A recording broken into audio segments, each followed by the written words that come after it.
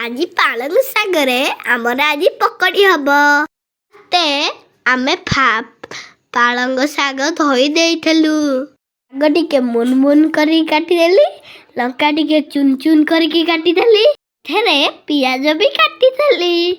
ଗୋଟେ ଜାଗାରେ ବେସନ ରଖିଲି। ସେଇଥିରେ ଲୁଣ ପକେଇଲି। ଆଉ ଏଥିରେ କମ ମସଲା ପକେଇଲି। ଉପରେ ଲଙ୍କା ଗୁଣ୍ଡ ପକେଇଲି। ଟିକିଏ ଖାଇବା ସୋଡ଼ା ପକେଇଲି। ଏଥିରେ ପାଣି ଅଳ୍ପ ମିଶେଇଦେଲି। ଭଲ ଭାବରେ ମିଶେଇଦେଲି। କାଟିଥିବା ଜିନିଷକୁ ସେଇଥିରେ ପକେଇଦେଲି। ତେଲ ଗରମ କଲି। ପକୋଡିକୁ ତାପରେ ଛାଣିଲି। ଆମ ଶାଗର ପକୋଡି। ପକୋଡିରେ ଟମାଟୋ ସସ୍ ମିଶେଇକି ଖାଇବି।